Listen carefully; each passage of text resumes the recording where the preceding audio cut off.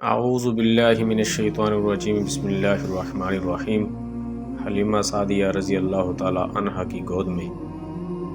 اس زمانے میں عرب کا دستور یہ تھا کہ جب ان کے ہاں کوئی بچہ ہوتا تو وہ دیہات سے آنے والی دائیوں کے حوالے کر دیتے تھے تاکہ دیہات میں بچے کی نشوونما بہتر ہو اور وہ خالص عربی زبان سیکھ سکے۔ دائیوں کا قافلہ مکہ میں داخل ہوا۔ انہوں نے ان گھروں کی تلاش شروع کی جن میں بچے پیدا ہوئے تھے۔ اس طرح بہت سی دائیاں جناب عبد المطلب کے گھر بھی آئیں۔ نبی کریم صلی اللہ علیہ وسلم کو دیکھا، لیکن جب انہیں معلوم ہوا کہ یہ بچہ تو یتیم پیدا ہوا ہے تو اس خیال سے چھوڑ کر آگے بڑھ گئی کہ یتیم بچے کے گھرانوں سے انہیں کیا ملے گا۔ اس طرح دائیاں آتی رہیں جاتی رہیں، کسی نے آپ کو دودھ پلانا منظور نہ کیا، اور کرتی بھی کیسے، یہ سعادت تو حضرت حلیمہ رضی اللہ تعالی عنہا کے حصے میں آنا تھی۔ جب حلیمہ رضی اللہ تعالی عنہا مکہ پہنچی تو انہیں معلوم ہوا سب عورتوں کو کوئی نہ کوئی بچہ مل گیا ہے، اور اب صرف وہ بغیر بچے کے رہ گئی ہیں، اور اب کوئی بچہ باقی نہیں بچا۔ ہاں، ایک یتیم بچہ ضرور باقی ہے جسے دوسری عورتیں چھوڑ گئی ہیں۔ حلیمہ سعدیہ رضی اللہ تعالی عنہا نے اپنے شوہر عبداللہ ابن حارث سے کہا، خدا کی قسم مجھے یہ بات بہت ناگوار گزر رہی ہے کہ میں بچے کے بغیر جاؤں، دوسری سب عورتیں بچے لے کر جائیں، یہ مجھے طعنے دیں گی، اس لیے کیوں نہ ہم اسی یتیم بچے کو لے لیں۔ عبداللہ بن حارث بولے، کوئی حرج نہیں، ہو سکتا ہے اللہ اسی بچے کے ذریعے ہمیں خیر و برکت عطا فرما دیں۔ چنانچہ حضرت حلیمہ سعدیہ رضی اللہ تعالی عنہا عبد المطلب کے گھر گئیں۔ جناب عبد المطلب اور حضرت آمنہ نے انہیں خوش آمدید کہا۔ پھر آمنہ انہیں بچے کے پاس لے آئیں۔ آپ اس وقت ایک ادنی چادر میں لپٹے ہوئے تھے، وہ چادر سفید رنگ کی تھی، آپ کے نیچے ایک سبز رنگ کا ریشمی کپڑا تھا، آپ سیدھے لیٹے ہوئے تھے، آپ کے سانس کی آواز کے ساتھ مشک کی سی خوشبو نکل کر پھیل رہی تھی۔ حلیمہ سعدیہ رضی اللہ تعالی عنہا آپ کے حسن و جمال کو دیکھ کر حیرت زدہ رہ گئیں۔ آپ اس وقت سوئے ہوئے تھے، انہوں نے جگانا نامناسب سمجھا، لیکن جو ہی آپ نے پیار سے اپنا ہاتھ آپ کے سینے پر رکھا، آپ مسکرا دیے اور آنکھیں کھول کر ان کی طرف دیکھنے لگے۔ حضرت حلیمہ سعدیہ رضی اللہ تعالیٰ عنہ فرماتی ہیں، میں نے دیکھا آپ کی آنکھوں سے ایک نور نکلا جو آسمان تک پہنچ گیا۔ میں نے آپ کو گود میں اٹھا کر آپ کی دونوں آنکھوں کے درمیانی جگہ پر پیار کیا، پھر میں نے آپ کی والدہ اور عبد المطلب سے اجازت چاہی، بچے کے لیے قافلے میں آئی، میں نے آپ کو دودھ پلانے کے لیے گود میں لٹایا تو آپ دائیں طرف سے دودھ پینے لگے، پھر میں نے بائیں طرف سے دودھ پلانا چاہا، لیکن آپ نے اس طرف سے دودھ نہ پیا، دائیں طرف سے آپ فوراً دودھ پینے لگے۔ بعد میں بھی آپ کی یہی عادت رہی، آپ صرف دائیں طرف سے دودھ پیتے رہے، بائیں طرف سے میرا بچہ دودھ پیتا رہا۔ پھر قافلہ روانہ ہوا۔ حلیمہ سعدیہ رضی اللہ تعالی عنہا فرماتی ہیں، میں اپنے خچر پر سوار ہوئی، آپ کو ساتھ لے لیا۔ اب جو ہمارا خچر چلا تو اس قدر تیز چلا کہ اس نے پورے قافلے کی سواریوں کو پیچھے چھوڑ دیا۔ پہلے وہ مریل ہونے کی بنا پر سب سے پیچھے رہتا تھا۔ میری خواتین ساتھی حیرانگی سے مخاطب ہوئیں، اے حلیمہ، یہ آج کیا ہو رہا ہے؟ تمہارا خچر اس قدر تیز کیسے چل رہا ہے؟ کیا یہ وہی خچر ہے جس پر تم آئی تھی اور جس کے لیے ایک ایک قدم اٹھانا مشکل تھا؟ جواب میں نے ان سے کہا، بے شک یہ وہی خچر ہے، اللہ کی قسم اس کا معاملہ عجیب ہے۔ پھر یہ لوگ بنو سعد کی بستی پہنچ گئے۔ ان دنوں یہ علاقہ خشک اور قحط زیادہ تھا۔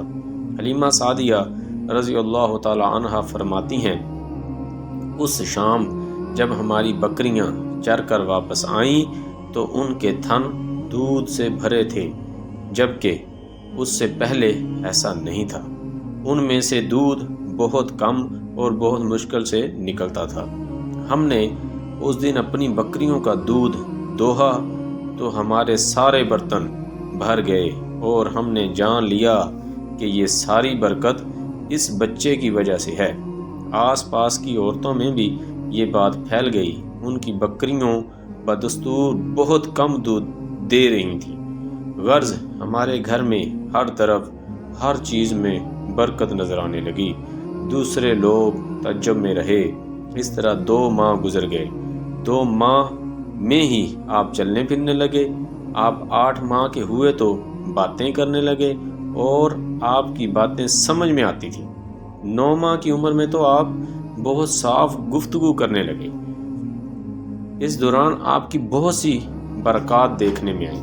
حلیمہ سعدیہ رضی اللہ تعالی عنہ فرماتی ہیں، جب میں آپ کو اپنے گھر لے آئی تو بنو سعد کا کوئی گھرانہ ایسا نہ تھا جس سے مشک کی خوشبو نہ آتی ہو۔ اس طرح سب لوگ آپ سے محبت کرنے لگے۔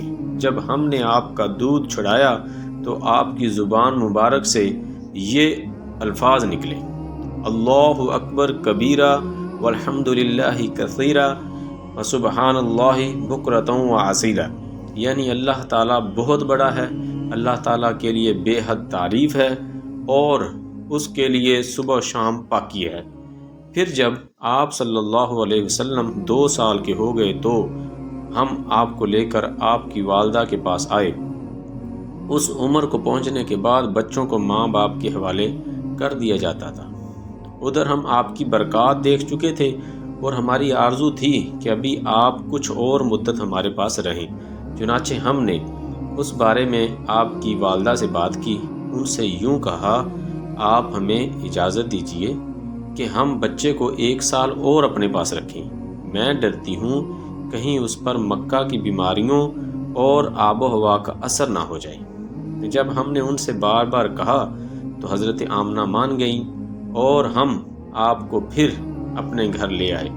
جب آپ کچھ بڑے ہو گئے تو باہر نکل کر بچوں کو دیکھتے تھے، وہ آپ کو کھیلتے نظر آتے، آپ ان کے نزدیک نہ جاتے۔ ایک روز آپ نے مجھ سے پوچھا، امی جان کیا بات ہے، دن میں میرے بھائی بہن نظر نہیں آتے؟ آپ اپنے دودھ شریک بھائی عبداللہ اور بہنوں انیسہ اور شیمہ کے بارے میں پوچھ رہے تھے۔ حلیمہ رضی اللہ تعالی عنہ فرماتی ہیں، میں نے آپ کو بتایا وہ صبح سویرے بکریاں چرانے جاتے ہیں، شام کے بعد گھر آتے ہیں۔ یہ جان کر آپ نے فرمایا، تب مجھے بھی ان کے ساتھ بھیج دیا کریں۔ اس کے بعد آپ اپنے بھائی بہنوں کے ساتھ جانے لگے۔ آپ خوش خوش جاتے اور واپس آتے۔ ایسے میں ایک دن میرے بچے خوف زدہ انداز میں دوڑتے ہوئے آئے اور گھبرا کر بولے، امی جان جلدی چلیے ورنہ بھائی محمد صلی اللہ علیہ وسلم ختم ہو جائیں گے۔ یہ سن کر ہمارے تو ہوش اڑ گئے۔ دوڑ کر وہاں پہنچے۔ ہم نے آپ کو دیکھا، آپ کھڑے ہوئے تھے، رنگ اڑا ہوا تھا، چہرے پر زردی چھائی ہوئی تھی، اور یہ اس لیے نہیں تھا کہ آپ کو سینہ چاک کیے جانے سے کوئی تکلیف ہوئی تھی، بلکہ ان فرشتوں کو دیکھ کر آپ کی حالت ہوئی تھی۔ حلیمہ سعدیہ رضی اللہ تعالیٰ عنہ فرماتی ہیں، ہم نے آپ سے پوچھا کیا ہوا تھا؟ آپ نے بتایا، میرے پاس 2 آدمی آئے تھے، وہ سفید کپڑے پہنے ہوئے تھے، وہ دونوں حضرت جبرائیل اور حضرت میکائیل علیہ السلام تھے۔ ان دونوں میں سے ایک نے کہا، کیا یہ وہی ہیں؟ دوسرے نے جواب دیا، ہاں یہ وہی ہیں۔ پھر وہ دونوں میرے قریب آئے، مجھے پکڑا اور لٹا دیا۔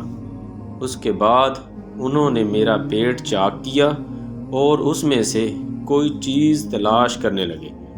آخر انہیں وہ چیز مل گئی اور انہوں نے اسے باہر نکال کر پھینک دیا۔ میں نہیں جانتا وہ کیا چیز تھی۔ اس چیز کے بارے میں دوسری روایت میں یہ وضاحت ملتی ہے کہ وہ سیاہ رنگ کا ایک دانہ سا تھا۔ یہ انسان کے جسم میں شیطان کا گھر ہوتا ہے اور شیطان انسان کے بدن میں یہیں سے اثرات ڈالتا ہے۔ حلیمہ سعدیہ رضی اللہ تعالی عنہ فرماتی ہیں پھر ہم آپ کو گھر لے آئے۔ اس وقت وہ میرے شوہر عبداللہ بن حارث نے مجھ سے کہا، حلیمہ مجھے ڈر ہے کہیں اس بچے کو کوئی نقصان نہ پہنچ جائے، اس لیے اسے اس کے گھر والوں کے پاس پہنچا دو۔ میں نے کہا ٹھیک ہے۔